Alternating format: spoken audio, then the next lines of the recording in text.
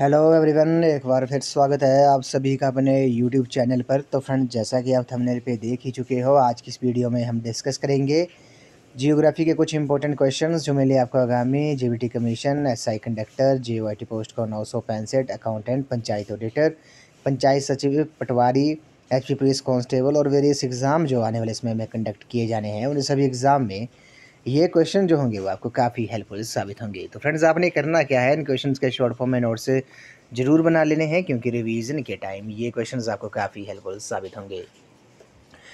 तो फ्रेंड्स, आप मुझे इंस्टाग्राम पर भी फॉलो कर सकते हो। इंस्टाग्राम आईडी का जो लिंक है वो मैंने डिस्क्रिप्शन बॉक्स में दे दिया है।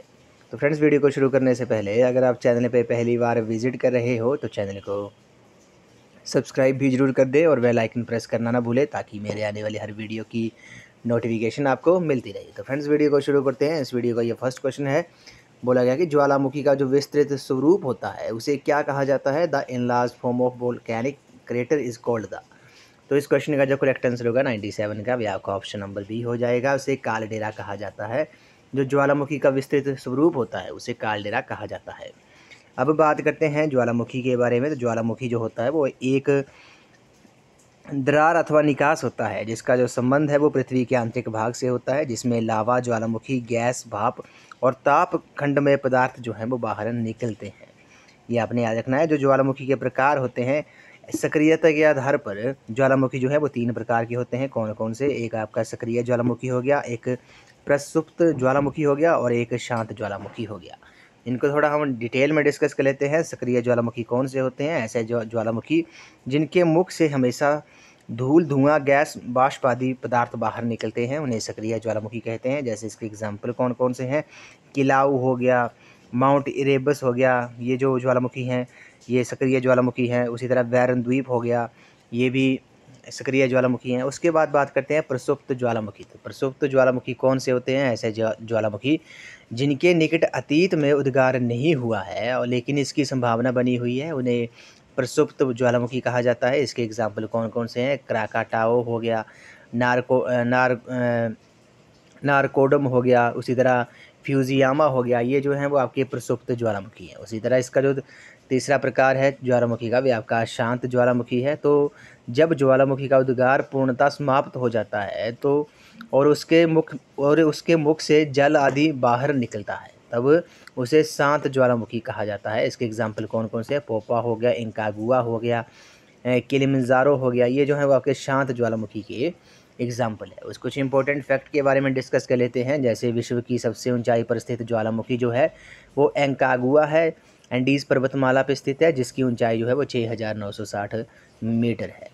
सक्रिय ज्वालामुखी का जो अधिकांश भाग है वो प्रशांत महासागर के तटीय भाग में पाया जाता है। प्रशांत महासागर के परिमेखला को अग्निवलय यानी कि फायर रिंग ऑफ पैसिफिक भी कहा जाता है। विश्व का सबसे ऊंचा पर्वत जो है कोटाफैक्सी जो है वो इक्वाडोर में है, ये भी आपने याद रखना है। विश्व की सबसे ऊंचाई पर स्थित सक्रिय ज्वालामुखी जो है वो ओजोन हेल सालाडो एंडीज़ पर्वतमाला में है, जो अर्जेंटीना और चिली देश की सीमा पर स्थित है। तो ये तो हमने ज्वालामुखी के बारे में डिस्कस कर लिया कि कितने टाइप्स होते हैं, और इनके इम्पोर्टेंट कुछ फैक्ट भी डिस्कस कर लिए, क्योंकि यहाँ से क्वेश्चन जो है 1 या 2 क्वेश्चन तो हर एग्ज़ाम में पूछे ही जाते हैं ज्वालामुखी से ही। नेक्स्ट क्वेश्चन पे चलते हैं। इसमें बोला गया है कि हवा की समक्षैतिज गति जो है उसे क्या कहा जाता है? The horizontal movement of air is called. तो हवा की जो समक्षैतिज गति होती है उसे क्या कहा जाता है? उन्हें पवन कहा जाता है। ऑप्शन नंबर ए जो है इस क्वेश्चन का राइट आंसर है। अब बात करते हैं पवन के बारे में। पवन क्या होता है? तो पृथ्वी के धरातल पर जो वायु दाब की भिन्नता के कारण वायु में जो गति उत्पन्न होती है, स्पीड उत्पन्न होती है, उसे पवन कहा जाता है। पवन की दिशा और गति को दाब, प्रवणता, कोरियोलिस बल, अपकेंद्रीय त्वरण तथा भूतल से घर्षण जो है वो इफेक्ट करते हैं, प्रभावित करते हैं। ये आपने याद रखना है। पवनें जो होती हैं, पवनें 3 प्रकार की पवनें, पृथ्वी पर 3 प्रकार की पवनें पाई जाती हैं। कौन कौन सी हैं? एक तो आपकी एक ध्रुवीय पवनें होगी, पछवा पवनें होगी और सनमार्गी पवन होगी, जिन्हें व्यापारिक हवाएं भी कहा जाता है। अब इनके बारे में थोड़ा डिस्कस कर लेते हैं। जैसे सबसे पहले बात करते हैं ये जो 3 टाइपें होती हैं पवनों की, ये कौन कौन सी होती हैं? इसमें ये आपने नोट रखना। एक होगी प्रचलित पवनें, एक होगी आपकी साम्यक पवनें और एक होगी आपकी स्थानीय पवनें। ठीक है, ये जो हमने पहले डिस्कस किया। तो जो पवनें 3 प्रकार की बताइए, प्रचलित पवनें, सामयिक पवनें और स्थानीय पवनें। अब प्रचलित पवनें कौन सी होती है, प्रीवेलिंग विंड्स कौन सी होती हैं, जैसे इसके एग्जाम्पल हैं। तो आपकी प्रचलित पवनें तो प्रचलित पवनें कौन सी होगी, पछुआ पवनें इसका एग्जाम्पल है, ध्रुवीय पवनें होगी, सनमार्गी पवन होगी। उसी तरह सामयिक पवनें कौन सी होती है, सीजनल विंड कौन सी होती है, जैसे मानसून पवनें होगी, समुद्री और स्थलीय समीर होगी, पर्वत और घाटी समीर जो होती हैं वो आपकी सीजनल विंड्स होती हैं। बात करते हैं स्थानीय पवनों के बारे में। तो स्थानीय पवनें कौन सी होती हैं, चिनूक हो गया, सिमूम हो गया, मिस्ट्रल हो गया, पुरगा हो गया, बीली बीली हो गया, हिम झंझवात हो गया, ये जो है वो आपकी स्थानीय पवनें हैं, लोकल विंड्स हैं। लोकल विंड्स कौन सी होती हैं, किसी स्थान विशेष में चलने वाली विशेष प्रकार की पवनों को स्थानीय पवनें कहा जाता है, ये आपने याद रखना है। नेक्स्ट क्वेश्चन पे चलते हैं, high tides are caused at the time of. तो उच्च ज्वार जो है होता है वे किस समय होती है, काफ़ी इंपॉर्टेंट क्वेश्चन है। क्वेश्चन नंबर 99 का जो राइट आंसर है वे आपका ऑप्शन नंबर सी है, पूर्णिमा और अमावस्या को उच्च ज्वार जो होती है वो होती है, ऑप्शन नंबर सी इस क्वेश्चन का राइट आंसर है। नेक्स्ट क्वेश्चन में चलते हैं, निम्नलिखित में से कौन सा उष्णकटिबंधीय घास का मैदान है, which of the following is a tropical grassland. 100 question का जो राइट आंसर है वे आपका ऑप्शन नंबर ए है, सवाना जो है इस क्वेश्चन का राइट आंसर है। सवाना जो है वो आपका उष्णकटिबंधीय घास का मैदान है, ऑप्शन ए इस क्वेश्चन का राइट आंसर है। अब बात करते हैं घास के मैदान के बारे में। तो सवाना जो घास के मैदान है ये अफ्रीका में पाए जाते हैं। स्टेपीज़ जो होते हैं, स्टेपीज़ जो हैं वो आपके मध्य यूरोप और एशिया में पाए जाते हैं। वेल्ड जो है वो अफ्रीका में पाए जाते हैं। डाउन जो है वो डाउन जो घास के मैदान है ये ऑस्ट्रेलिया और न्यूजीलैंड में पाए जाते हैं। प्रेरीज जो हैं वो नॉर्थ अमेरिका में पाए जाते हैं। और पंपाज जो हैं वो आपके अर्जेंटीना में पाए जाते हैं, ये आपने याद रखना है। नेक्स्ट क्वेश्चन पे चलते हैं। क्वेश्चन नंबर 101 में बोला गया कि ऑस्ट्रेलिया की राजधानी का नाम क्या है, the capital of Australia is. तो ऑस्ट्रेलिया की राजधानी कौन सी है, क्वेश्चन नंबर 101 का जो राइट आंसर है आपका ऑप्शन नंबर बी है, कैनबरा जो है इस क्वेश्चन का राइट आंसर है। आपको पता है ऑस्ट्रेलिया जो है इसे लैंड ऑफ कंगारुओं की भूमि भी कहा जाता है, ये भी आपने याद रखना है। नेक्स्ट क्वेश्चन पे चलते हैं। क्वेश्चन नंबर 102 में बोला गया, क्वेश्चन नंबर 102 में बोला कि माउंट एवरेस्ट जो है वे कहाँ पर स्थित है, mount Everest is located in. तो माउंट एवरेस्ट जो है वो आपको पता है ये नेपाल में स्थित है, ऑप्शन नंबर बी जो है इस क्वेश्चन का राइट आंसर है। माउंट एवरेस्ट जो है वो आपका कहाँ पे स्थित है, ये नेपाल में स्थित है। बात करते हैं माउंट एवरेस्ट की हाइट के बारे में। तो माउंट एवरेस्ट की आपको पता है हाइट कितनी है, 8,848 मीटर जो है वो माउंट एवरेस्ट की हाइट है, ये भी आपने याद रखना है। नेक्स्ट क्वेश्चन पे चलते हैं। उसी तरह विश्व के जो प्रमुख पर्वत हैं वे भी आपको पता होना चाहिए, जैसे हिमालय पर्वत जो है एशिया में है, एंडीज़ पर्वत जो है वो दक्षिण अमेरिका में है। उसी तरह एंकागुआ जो है वो आपका इसकी जो ऊंचाई है वो कितनी है, वो 6,960 मीटर है। माउंट एवरेस्ट की 8,852 मीटर है। उसी तरह बात करते हैं हम माउंट ब्लैक के बारे में, इसकी जो ऊंचाई है वो 4,807 मीटर है। अगले प्रश्न पे चलते हैं। इसमें बोला गया कि ग्रेटर हिमालय को इस नाम से भी जाना जाता है, the greater Himalaya are also known as. तो ग्रेटर हिमालय को किस नाम से जाना जाता है, क्वेश्चन नंबर 103 का जो राइट आंसर है वह आपका ऑप्शन नंबर बी है, हिमाद्री के नाम से इसे जाना जाता है, ऑप्शन बी इस क्वेश्चन का राइट आंसर है। नेक्स्ट क्वेश्चन पे चलते हैं। हिमालय की रानी किसे कहा जाता है, the queen of Himalaya is. तो हिमालय की जो रानी है वे आपको पता है कंचनजंगा को कहा जाता है, ऑप्शन नंबर बी इस क्वेश्चन का राइट आंसर है। नेक्स्ट क्वेश्चन पे चलते हैं। इसमें बोला गया कि निम्नलिखित में से कौन सी नदी जो है वो अरब सागर में गिरती है, which of the following rivers empties itself into Arabian sea. तो क्वेश्चन नंबर 105 का जो राइट आंसर है वे आपका ऑप्शन नंबर ए है, ऑप्शन नंबर ए जो है इस क्वेश्चन का राइट आंसर है। नर्मदा जो है इस क्वेश्चन का राइट आंसर है। नर्मदा जो नदी है वे आपकी अरब सागर में गिरती है। अब बात करते हैं नदियों के बारे में। सबसे पहले बात करते हैं हम नर्मदा नदी के बारे में। तो नर्मदा नदी का जो उद्गम स्थान है वे विंध्याचल पर्वत श्रेणियों में स्थित अमरकंटक नामक स्थान से होता है, और ये खंबात की खाड़ी में गिरती है, ये भी आप अरब सागर में गिरती है। उसके बाद हम बात करते हैं महानदी के बारे में। महानदी के बारे में बात करते हैं।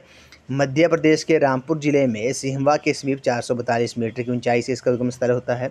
बंगाल की खाड़ी में गिरती है कटक के समीप, ये आपने याद रखना है। बात करते हैं कृष्णा नदी के बारे में।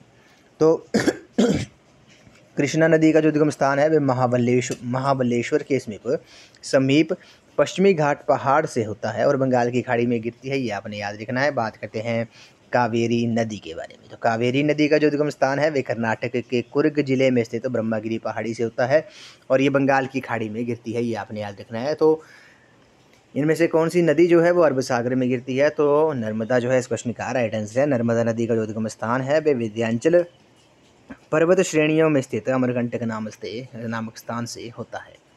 नेक्स्ट क्वेश्चन में चलते हैं। वेस्टर्न डिस्टर्बेंस यहाँ उद्भावित होता है। The western disturbance originate over the. तो क्वेश्चन नंबर 106 का जो राइट आंसर होगा क्वेश्चन नंबर वह आपका ऑप्शन नंबर ए है, भूमध्य सागर जो है इस क्वेश्चन का राइट आंसर है। नेक्स्ट क्वेश्चन में चलते हैं। निम्नलिखित में से कौन सी मृदा सर्वाधिक उर्वरक है? Which of the following soils is the most fertile? तो क्वेश्चन नंबर 107 का जो राइट आंसर है वह आपका ऑप्शन नंबर बी है, जलोढ़ मृदा जो है वो आपकी सर्वाधिक उर्वरक होती है। आपको पता है मृदा के जो अध्ययन को, स्टडी ऑफ सॉइल को क्या कहा जाता है? उसे पेडोलॉजी कहा जाता है, मृदा विज्ञान कहा जाता है। मृदा का वर्गीकरण जो है भारतीय कृषि अनुसंधान परिषद के ने 1986 में देश में 8 प्रमुख मिट्टियों की पहचान की है। बात करते हैं जलोढ़ मिट्टी के बारे में। तो जलोढ़ मिट्टी जो है वे 22.16% पाई जाती है, ये आपने याद रखना है। भारतीय कृषि अनुसंधान परिषद ने 1986 में देश में 8 प्रमुख मिट्टियों की पहचान की है। अब जलोढ़ मिट्टी के बारे में बात करते हैं। तो जलोढ़ मिट्टियाँ जो हैं वो विशाल मैदानों, नर्मदा, ताप्ती, महानदी, गोदावरी, कृष्णा, कावेरी की घाटियों और केरल के तटवर्ती भागों में पाई जाती है। बाढ़ के मैदान की कांप, ये आपने याद रखना है। बाढ़ के मैदान की कांप को स्थानीय रूप से खादर कहा जाता है एवं पुरानी कांप जो अपरदनी से प्रभावित होती है उसे बांगर कहा जाता है। बात करते हैं काली मिट्टी के बारे में। तो काली मिट्टी ब्लैक सॉइल 29.16% पाई जाती है। काली मिट्टी का विकास जो है वो महाराष्ट्र, पश्चिम मध्य प्रदेश, गुजरात, राजस्थान, आंध्र प्रदेश, तमिलनाडु में दक्कन लावा के अपक्षय से हुआ है। इन्हें स्थानीय रूप से रेगर या काली कपास की मिट्टी तथा अंतर्राष्ट्रीय रूप से उष्णकटिबंधीय चरनोज़म कहा जाता है। लाल मिट्टी के बारे में बात करते हैं। लाल मिट्टी जो है ये मिट्टी तमिलनाडु, कर्नाटक, महाराष्ट्र, आंध्र प्रदेश, उड़ीसा और झारखंड के व्यापक क्षेत्रों में पाई जाती है और ये ग्रेनाइट एवं नीस चट्टानों के विखंडन और वियोजन से बनी है। इसका लाल रंग जो है वो लोहे के ऑक्साइड की उपस्थिति के कारण जो होता है वो लाल मिट्टी का जो रंग होता है वह लाल होता है। बात करते हैं लेटराइट मिट्टी के बारे में। लेटराइट मिट्टी जो होती है भारत में ये मिट्टी मेघालय पठार, पश्चिम तथा पूर्वी घाट क्षेत्र में पाई जाती है। इनकी उर्वरता होती है वो कम होती है, किंतु उर्वरक के प्रयोग से इनमें काजू आदि फसलें जो हैं वो उगाई जाती हैं।